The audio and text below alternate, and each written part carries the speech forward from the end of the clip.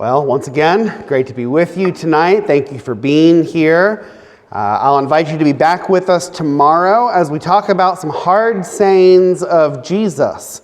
I think it is common opinion by a lot of people, especially in the religious world, to think of Jesus as kind of a marshmallow of a preacher, so soft, so inoffensive that everything he preached made everyone happy all of the time. And I always think those people have not really read the Gospels, because Jesus said many things that were hard for the people to accept, that caused some to leave him in disgust or dismay, and some to seek to kill him.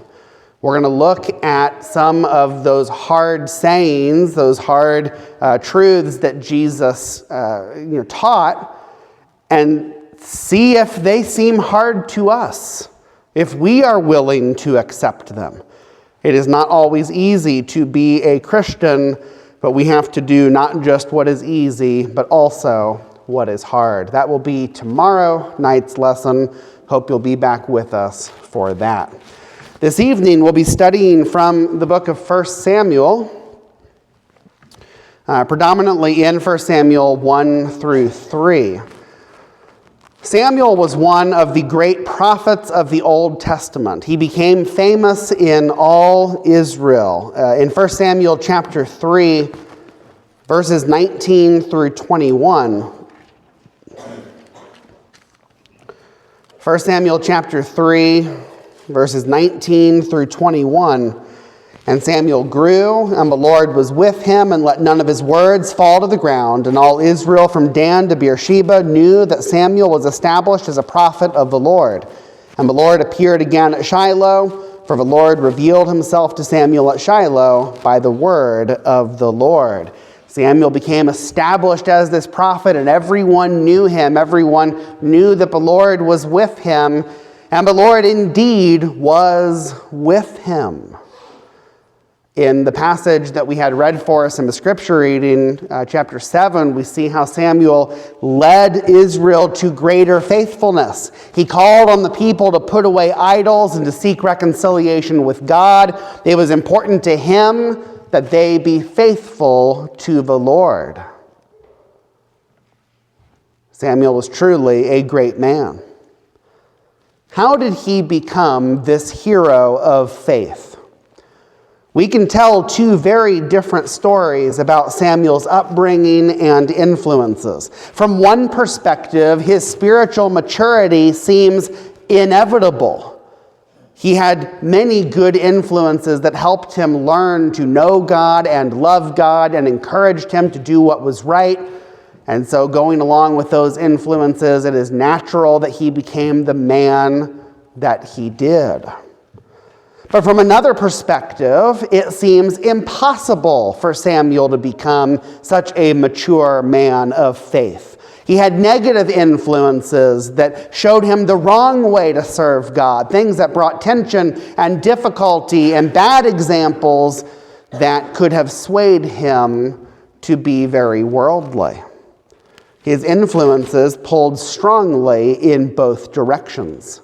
Samuel was no different than any of us.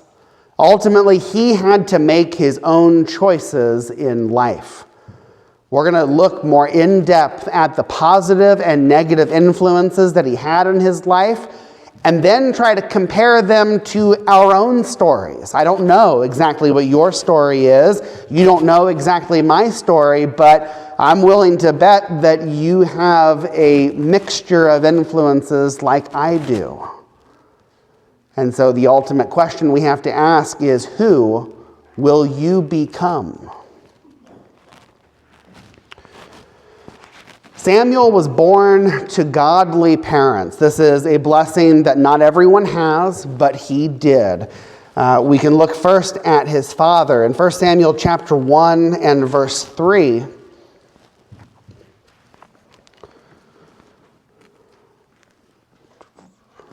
speaking of Elkanah, his father, now this man used to go up year by year from his city to worship and to sacrifice to the Lord of hosts at Shiloh, where the two sons of Eli, Hophni and Phinehas, were priests of the Lord. Down in verse 19, It says, they rose early in the morning and worshipped before the Lord. Then they went back to their house at Ramah. And Elkanah knew Hannah his wife, and the Lord remembered her.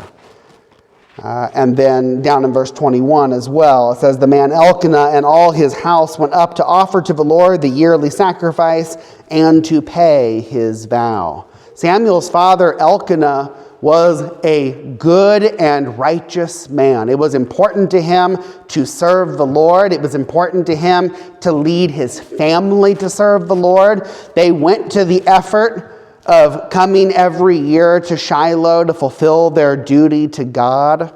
He was careful to worship God obediently and regularly. That's a blessing not everyone has. Some people have fathers who couldn't care any less about the Lord. But Samuel had a good and righteous man to teach him and to raise him. His mother, Hannah, was no different. She had a deep relationship with God. We see that illustrated most clearly when she was in distress. A lot of people, when they are in distress, they forget about God, or they run to something to make them feel better that might not be very moral or very healthy. But Hannah turned to the Lord. She prayed with great emotion, but she never spoke against God, and she never stopped worshiping. Let's read, starting in verse 9, here in 1 Samuel 1. After they had eaten and drunk in Shiloh, Hannah rose. Now Eli the priest was sitting on the seat beside the doorpost of the temple of the Lord. She was deeply distressed and prayed to the Lord and wept bitterly. And she vowed a vow and said, O Lord of hosts, if you will indeed look on the affliction of your servant and remember me, and not forget your servant, but will give to your servant a son, then I will give him to the Lord all the days of his life, and no razor shall touch his head. As she continued praying before the Lord, Eli observed her mouth. Hannah was speaking in her heart, only her lips moved, and her voice was not heard. Therefore Eli took her to be a drunken woman. And Eli said to her, How long will you go on being drunk? Put your wine away from you. But Hannah answered, No, my Lord, I am a woman troubled in spirit. I have drunk neither wine nor strong drink, but I have been pouring out my soul before the Lord. Do not regard your servant as a worthless woman, for all along I have been speaking out of my great anxiety and vexation.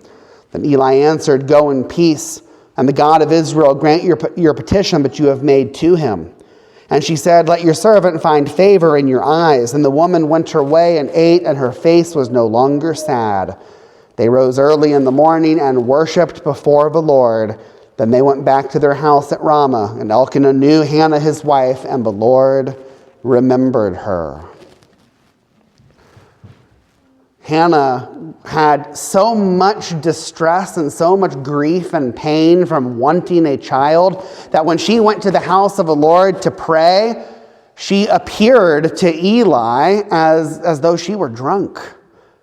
That is how distraught she was. And she's mouthing her prayer, but no words are coming out. She is trying to communicate everything to the Lord as deeply and with as much raw energy as she can. That's the kind of woman that Hannah was. That she turned to the Lord in total hope and faith and trust. There was a testing of their faith, both father and mother, Elkanah and Hannah. We saw how Hannah begged God for a child, and she went so far as to vow to give him to the Lord forever. Now that might be a very easy thing to promise when you're in a state of despair. We know that her prayer was actually answered, that she became pregnant and she gave birth to Samuel. Will they follow through once Samuel is born? There's a number of things that makes this a little more complicated. You can make an excuse to yourself saying, well, I was so distressed. I made that prayer. I wasn't really thinking clearly. The Lord knows that I didn't really mean to promise that. That's just my way of showing how important this is to me. But in reality, she made a vow. And vows are important. Nevertheless, there were a couple of ways that the vow could be invalidated, even under the law of Moses. In Numbers chapter 30, turn over to Numbers chapter 30.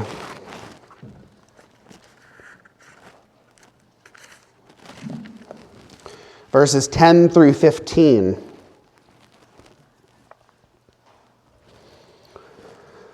Says, and if she vowed in her husband's house or bound herself by a pledge with an oath, and her husband heard of it and said nothing to her and did not oppose her, then all her vows shall stand, and every pledge by which she bound herself shall stand. But if her husband makes them null and void on the day that he hears them, then whatever proceeds out of her lips concerning her vows or concerning her pledge of herself shall not stand. Her husband has made them void, and the Lord will forgive her.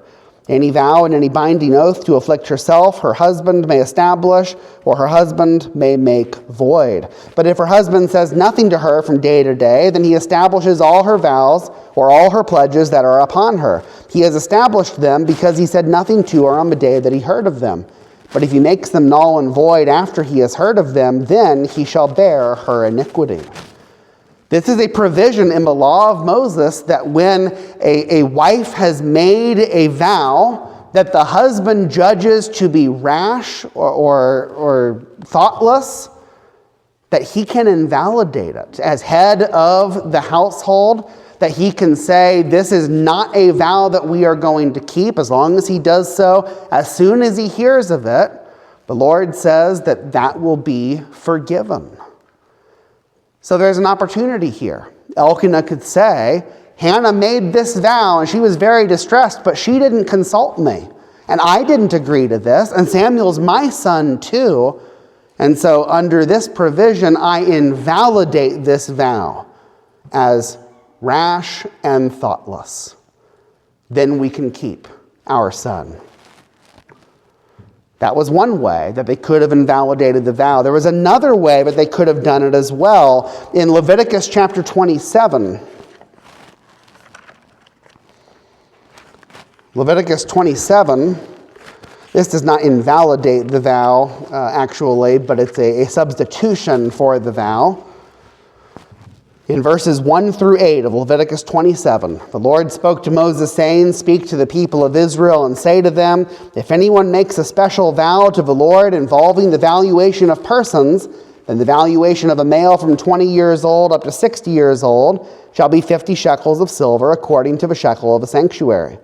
If the person is female, the valuation shall be 30 shekels. If the person is from 5 years old up to 20 years old, the valuation shall be for a male 20 shekels and for a female 10 shekels. If the person is from a month old up to 5 years old, the valuation shall be for a male 5 shekels of silver, and for a female that valuation shall be 3 shekels of silver. And if the person is 60 years old or over, then the valuation for a male shall be 15 shekels, and for a female 10 shekels. And if someone is too poor to pay the valuation, then he shall be made to stand before the priest, and the priest shall value him, and the priest shall value him according to what the vower can afford. And so what we learn here is that if a vow is made involving a person, which is true here for Samuel, then there was a substitute price that could be paid to redeem that person from the vow. And so for a sum of money, and it's not an insignificant sum of money, for a sum of money, they can substitute this vow and be able to keep their son with them. Elkanah and Hannah don't do either one of those things. They do not seem to seriously consider them as options. Both parents thought it appropriate and fitting to honor God by fulfilling the vow. When they brought Samuel to present him to the Lord, it says that they brought triple the mandated offering described in Numbers 15. Numbers 15, 8 through 10 has the vow offering that you are to bring. When you fulfill your vow to the Lord, you bring this offering along with you. Look in 1 Samuel chapter 1, verses 21 to 28.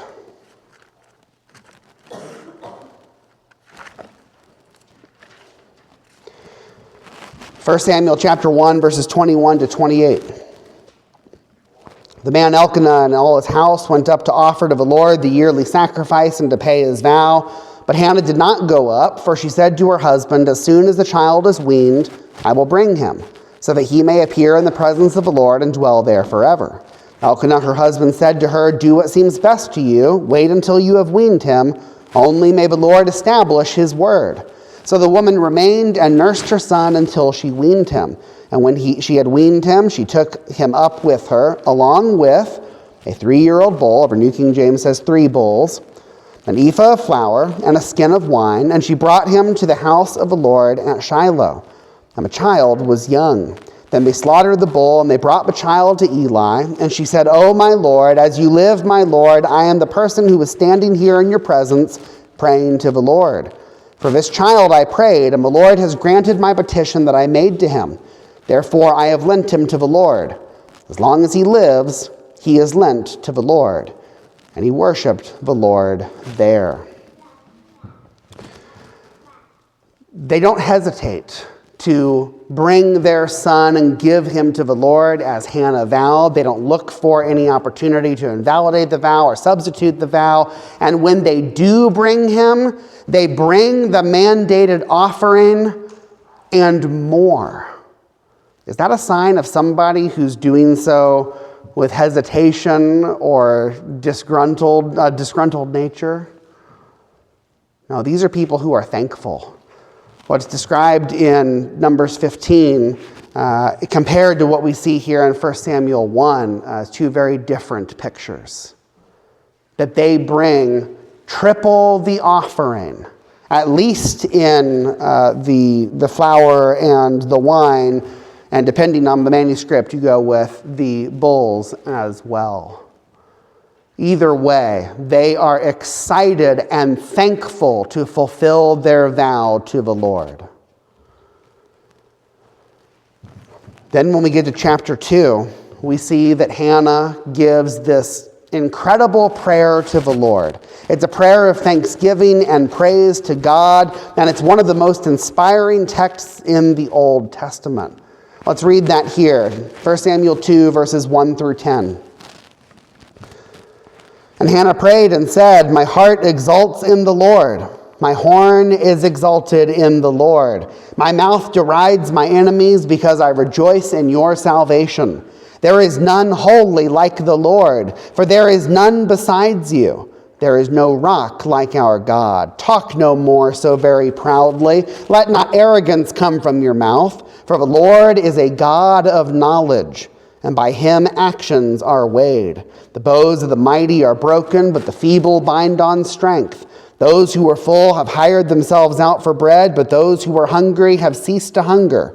The barren has borne 7, but she who has many children is forlorn. The Lord kills and brings to life. He brings down to Sheol and raises up. The Lord makes poor and makes rich. He brings low and he exalts. He raises up the poor from the dust. He lifts up the needy from the ash heap to make them sit with princes and inherit a seat of honor. For the pillars of the earth are the Lord's, and on them he has set the world. He will guard the feet of his faithful ones, but the wicked shall be cut off in darkness, for not by might shall a man prevail. The adversaries of the Lord shall be broken to pieces. Against them he will thunder in heaven. The Lord will judge the ends of the earth. He will give strength to his king and exalt the horn of his anointed. Did you have a mother who could pray a prayer like that? Maybe you did and maybe you didn't. What I want us to think about here is Samuel, with a father like Elkanah and a mother like Hannah, had many advantages to learning how to love the Lord. He has testaments of faith and enthusiastic service and sacrifice. And while it is possible for people to overcome bad parenting, it certainly helps when you have the most important people in your life as a child to show you truly how to love the Lord. They must have been an incredible example of faith to Samuel. We know that every year when they went up to Shiloh to see him, when he was with Eli, that Hannah brought him a new robe. She loved him very much. Undoubtedly, she longed to keep him with her, but she was supportive, and Elkanah was supportive of the important work that he was learning to do in the tabernacle. Well, on top of that, we've alluded to it already, but it's not just Elkanah and Hannah that are good influences for Samuel. It's also Eli. It's also this opportunity for Samuel to learn to be taught in the tabernacle. Samuel was being taught by Eli, the high priest emeritus, who by then was too old to serve in all the ways that he used to. But he still occupied a place of high honor in the judgment seat of the tabernacle. What a great opportunity for a boy and then a young man to learn from this aged servant of God. Here in 1 Samuel 2, verse 11, it says, Then Elkanah went home to Ramah, and the boy was ministering to the Lord in the presence of Eli the priest. Isn't that an incredible opportunity? To have these great parents and then to go serve in the tabernacle and to learn from Eli himself. With all these positive examples surrounding Samuel, it seems inevitable that the statement made in chapter 2 and verse 26 would come to pass, that he would grow both in stature and in favor with the Lord and also with man. I'm not surprised that Samuel became the great prophet that we described in the beginning of this lesson.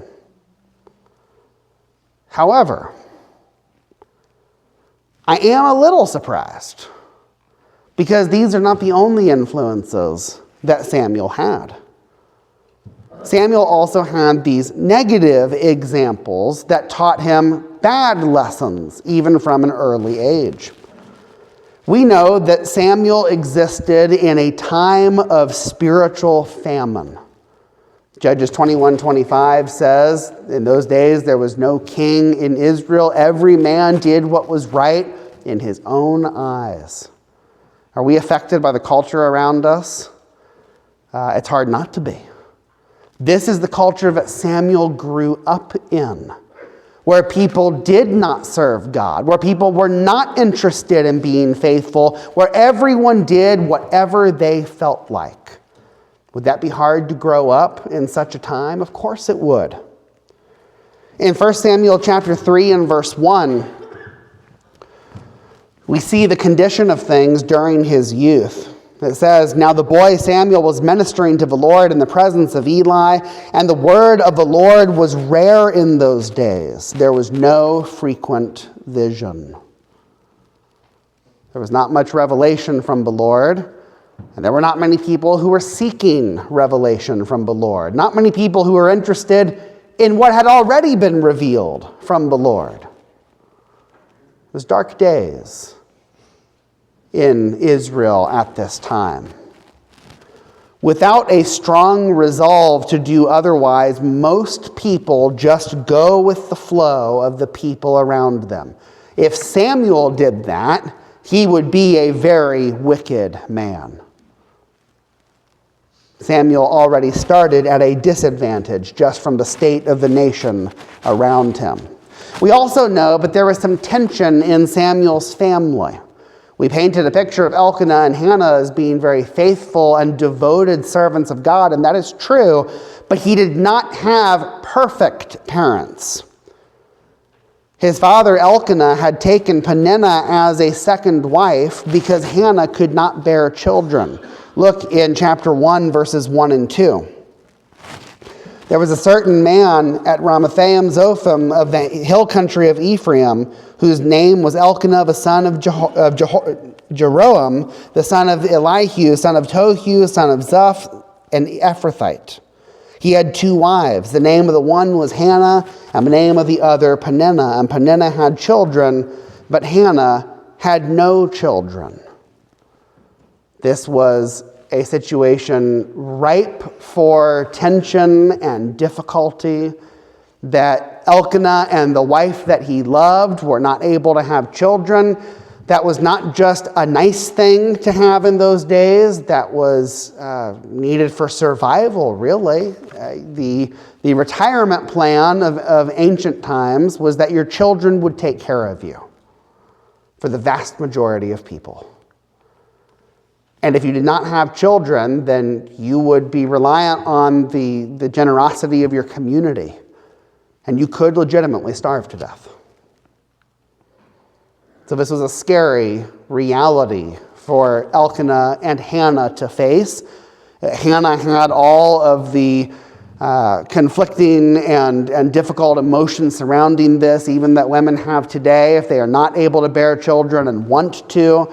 The solution that Elkanah comes up with is, I'll take on a second wife. Ladies, how would you feel about that? For you to have a good marriage, a good relationship with your husband, but because you cannot bear children, he brings in another woman to bear you children. That's not an easy situation. It's not really the way that God designed it. It's not the way that marriage is supposed to be, but it was something that happened with some regularity in those days. And we know that this was not a totally peaceful situation, because in verses 6 and 7, we see that there was conflict between the two wives. It says her rival this is speaking of Hannah, Hannah's rival used to provoke her grievously to irritate her, because the Lord had closed her womb. And so it went on year by year. As often as she went up to the house of the Lord, she used to provoke her. Therefore Hannah wept and would not eat. Hannah desperately wanted a child. She desperately wanted to be able to give a child to her husband, have one for herself. And this second wife who's here, she torments her about it. She says, you are barren, and I am not. You weren't enough for your husband. I'm here to do what you could not do. That's cold. That's a hard pill to swallow. And it says this went on year by year. I imagine that every time Peninnah got pregnant, that it was like a fresh new wound to Hannah. Every time Hannah didn't get pregnant, it was a fresh new wound. And then in verse 8, we see that Elkanah tries to make Hannah feel better. And Elkanah, her husband, said to her, Hannah, why do you weep? And why do you not eat? And why is your heart sad? Am I not more to you than 10 sons? I don't know exactly how that conversation went. That seems like a small consolation. There is nothing that replaces a child to a woman who wants a child. Yet Elkanah's trying to tell her, essentially, don't worry about it. You have me, I have Peninnah, and we have children that way. It's all going to be okay. That worked for Elkanah, but it didn't work for Hannah. She was not happy with that arrangement. She could not be peaceful in that state. The Lord did eventually answer Hannah's prayer, as we know. So she had Samuel as a son. We know she had more children after that. And so likely that smoothed over some of the conflict in the family. But people are complex. If you put yourself in that situation, would everything just be all better if you suddenly did get pregnant? I don't think it would. I think there was probably some tension forevermore, to some degree, about this arrangement and about this very unusual family.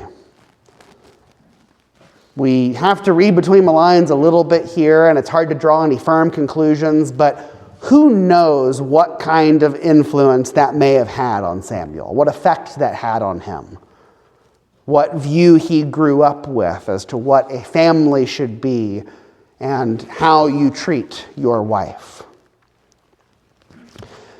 Samuel also, we said, had this opportunity to work with Eli, to learn from Eli, and that was a very great opportunity. Eli was a prestigious priest, but he was also a flawed mentor. And not just flawed in the way that all of us are flawed in some very serious, ongoing ways.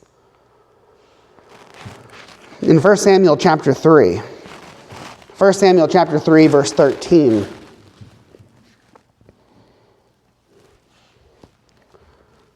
this is when the Lord declares his unhappiness with Eli. It says, "And I declare to him, but I am about to punish his house forever for the iniquity that he knew, because his sons were blaspheming God, and he did not restrain them." Eli was at least complicit in the blasphemies of his sons by refusing to restrain them. He may have even participated directly in those sins. Go back to chapter 2 and verse 29. 1 Samuel 2:29 says, "Why then do you scorn my sacrifices and my offerings that I command for my dwelling, and honor your sons above me by fattening yourselves on the choicest parts of every offering of my people Israel?" So it's a little bit unclear to me whether Eli is just complicit or whether he has also participated directly. Either way, God is not pleased with him. And Eli has at best allowed grievous sin to be perpetuated in the nation by his own sons. If Eli was not able to raise his sons to be faithful and honor God, how can Samuel expect to learn from him? Is he really a good mentor? We also know that there was widespread corruption in the priesthood. We've seen the allusion to that here of what Eli was complicit in. What is this sin? Let's talk some more about Hophni and Phinehas. These were Eli's sons who showed great contempt for the Lord. When the people came with their sacrifices, they took whatever they pleased, and then they offered the rest to God. Now we know that the priests were due a portion of the meat for themselves after the offering to God was made. That was part of how the priests were to be sustained. But Hophni and Phinehas turned it around backwards. As the offerings came, they were first and foremost food for the priests. And then, if there's something left, we can offer those leftovers to God. Even the people knew that this was wrong. Look in 1 Samuel 2, verses 16 and 17. "And if the man said to him, 'Let them burn the fat first and then take as much as you wish,' he would say, 'No, you must give it now. And if not, I will take it by force.' Thus the sin of the young men was very great in the sight of the Lord, for the men treated the offering of the Lord with contempt." So you have the situation where the priests are supposed to be the ones making the sacrifices on behalf of the people, and also educating the people on how they are to worship God and offer sacrifices to him. But here it's all backwards. The people bring their sacrifices, and this is even in a time where every man did what was right in his own eyes. The people bring their sacrifices, and they have to educate the priests. You're doing it wrong. Like, this is the way it's supposed to be. Like, don't you know the law, priest? Yeah, the priest actually does know the law. And that's the problem.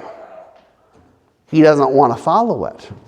And so he says, no, we're doing it this way. Hand it over, or I will take it by force.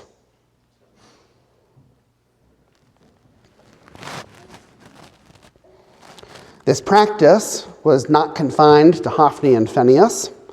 It seems to have been widespread during this time. In verses 13 and 14, it's called the custom of the priests. It says, the custom of the priests with the people was that when any man offered sacrifice, the priest's servant would come while the meat was boiling with a three-pronged fork in his hand, and he would thrust it into the pan or kettle or cauldron or pot. All but the fork brought up, the priest would take for himself. This is what they did at Shiloh to all the Israelites who came there. So this is the custom of the priest. This is happening among all the Israelites.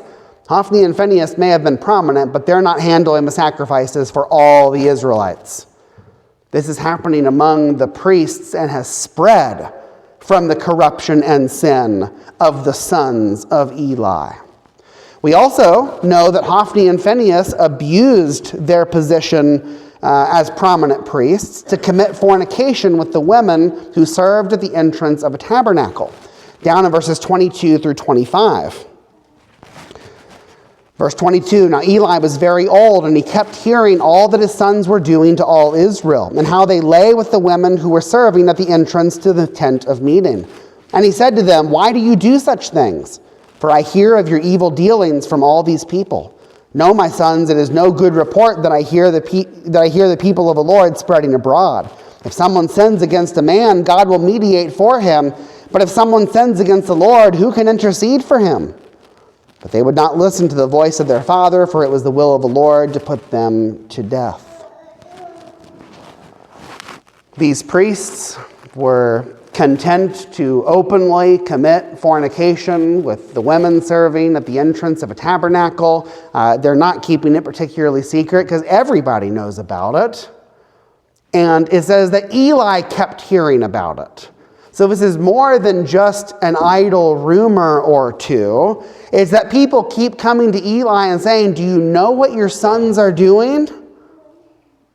Everyone knows the scandal, yet it just keeps going. What must it have been like for Samuel to grow up in this cultural and religious context? The word of the Lord was not respected. The priests were corrupt. The aged leader was a coward and a fool who could not restrain his sons. A boy growing up in that, it is incredible that he stood any chance at all of developing a reverent faith in God. You see how we've told two different stories? Which one of these stories about Samuel is accurate? They both are.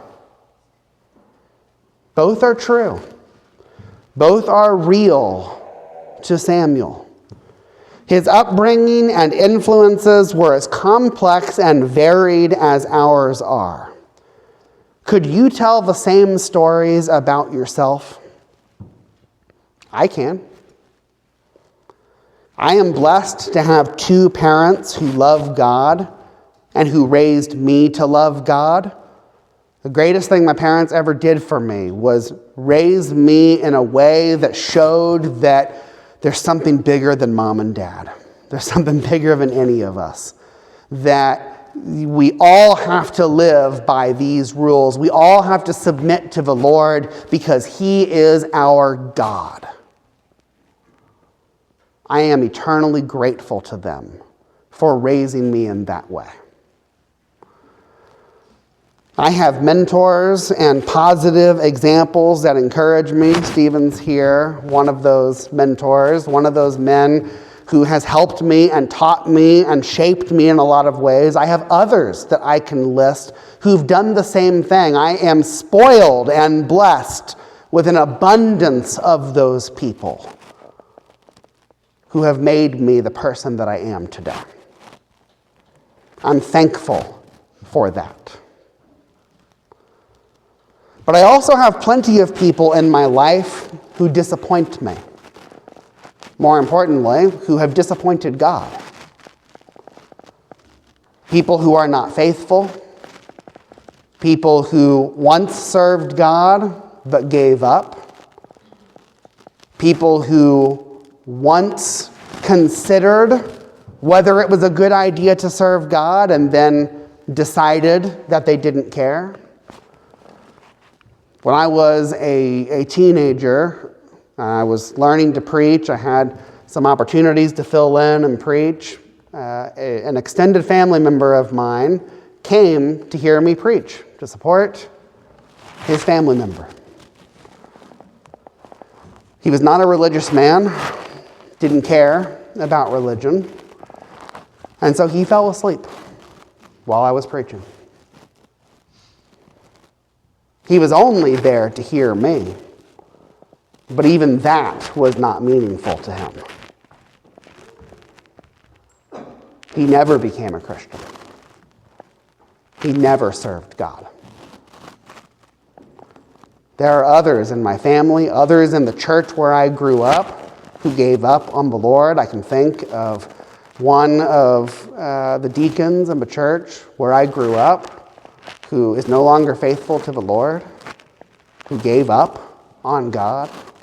I can think of different people that I know who have become embroiled in sin and scandal. I can think of gospel preachers that I look up to, men that I once considered mentors, who have brought shame upon themselves and shame upon the church and upon Jesus Christ for the things that they now teach today.